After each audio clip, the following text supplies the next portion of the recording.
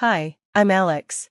Growing up in the quiet suburbs might sound peaceful, but in our house, it was far from that. I'm the older sibling, and you'd think that comes with some perks, right? But no, my younger sister Jessica got all the attention. Our parents, Mike and Karen, had this perfect image of what a kid should be, and that was Jessica. For me, sports and hanging out with friends were my escape, but my parents didn't see it that way. They only pushed me towards academics. Just like Jessica, focus on your studies. Alex, why can't you be more like your sister? My mom, Karen, would say, always sounding disappointed. No matter how well I did on a test or project, it felt like I was walking on a never-ending tightrope.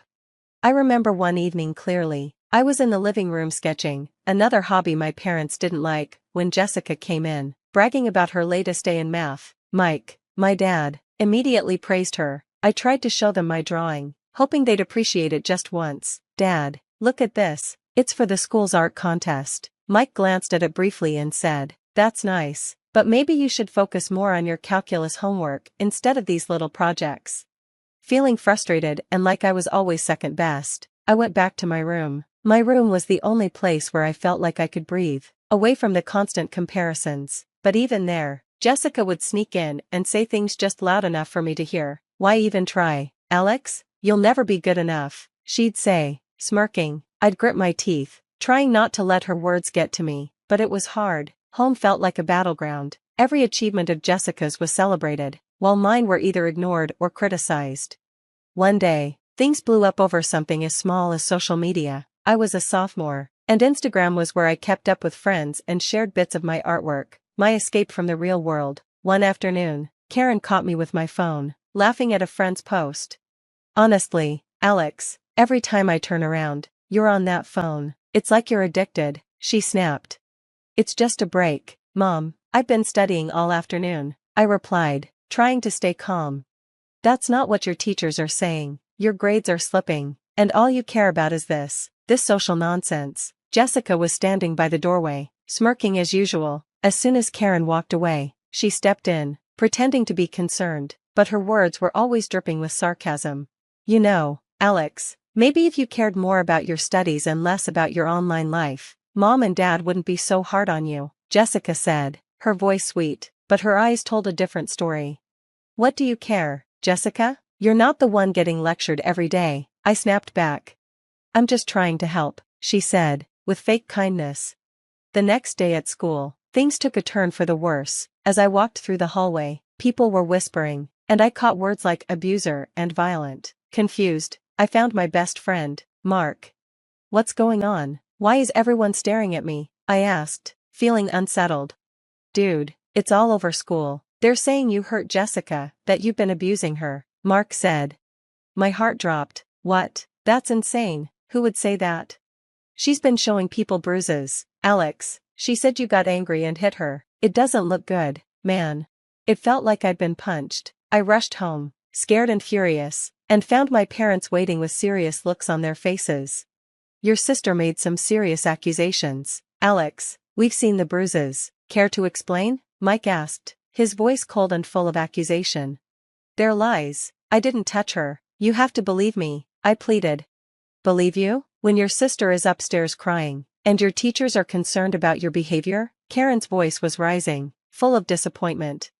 The argument escalated quickly, voices raised, accusations flying. I felt trapped, cornered by their disbelief and Jessica's lies. Then Mike delivered the final blow.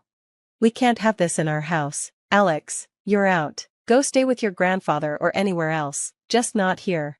Heartbroken and betrayed, I packed a small bag, my hands shaking. Jessica watched silently, her mission accomplished. When I arrived at my grandfather's house and the door closed behind me, I felt like my old life had fallen away.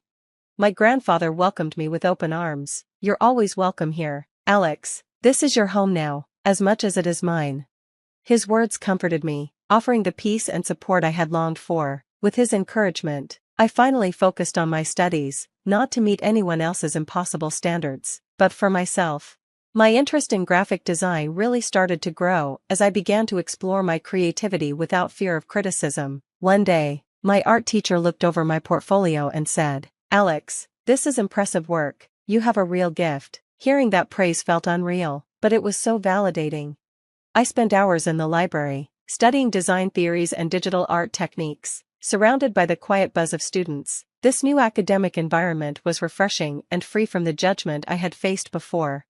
One afternoon, a classmate asked, "Hey Alex, want to join us for a group project? We could really use your eye for design." "Sure, I'd love to help out," I replied, feeling valued for my skills for the first time. Meanwhile, things at my old home were falling apart. Jessica's perfect image was starting to crack under her own lies. Through calls with people we both knew, I heard bits of what was happening. "You wouldn't believe it, Alex. Jessica got caught lying about her grades this time. Your parents are struggling to cover it up." Hearing this didn't make me happy, but it did bring a sense of justice. My struggles hadn't been for nothing, and the truth about Jessica was finally coming out. During breaks, I visited local art galleries, taking in every stroke and color, which only fueled my passion for design even more. My grandfather always encouraged these trips. "Go see the world through your art, Alex. It's the best education you can get," he'd say, always pushing me to explore further. As I built my portfolio, my confidence grew. By the time I graduated, I not only had a degree but had also started a freelance career. Clients appreciated my dedication and unique style, and I started making a name for myself in the graphic design community. "Alex, your vision for our campaign was phenomenal. We've seen an increase in engagement thanks to your designs," a client told me during a review meeting. Hearing that filled me with pride. I had come so far from the misunderstood teenager who was forced out of his home, all thanks to my art. I was finally making my mark, proving not just to my family but to myself that I was more than the labels they had placed on me. At my grandfather's house, our simple dinners together became moments of reflection and planning. His unwavering belief in me had changed the course of my life. "You've done well, Alex," he would say. "You've built something from nothing, and no one can take that away from you."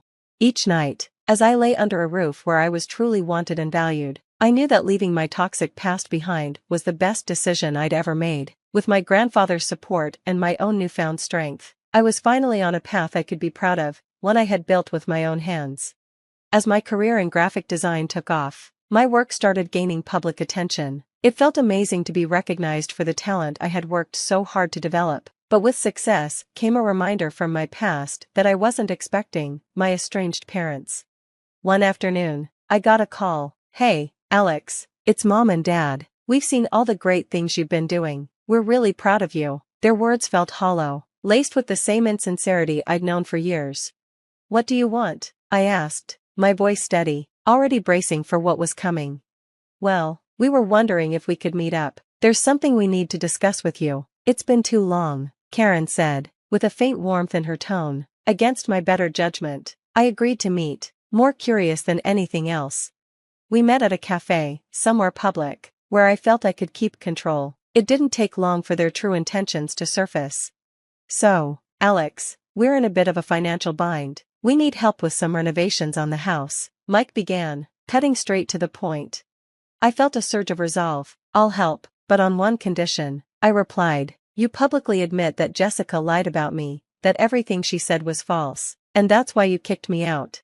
Their expressions shifted, caught off guard by my demand. "You can't be serious, Alex. That's all in the past now. Why bring up old wounds?" Karen protested. "It's not just the past for me. I live with the consequences of what Jessica did, and what you both allowed, every day," I responded firmly. Predictably, they refused, unwilling to expose the family's secrets for the sake of money. Their refusal stung, but it gave me the closure I needed. I stood up, ready to walk away from the past, and from them, for good. "Then we have nothing left to discuss," I said as I turned to leave. As I walked away, my phone buzzed. It was a text from Jessica. Out of the blue. "Alex, I'm sorry for everything. I was wrong. Please help them, for me." Her apology, though acknowledging her lies, did nothing to heal the scars she had left behind. It felt too little, too late.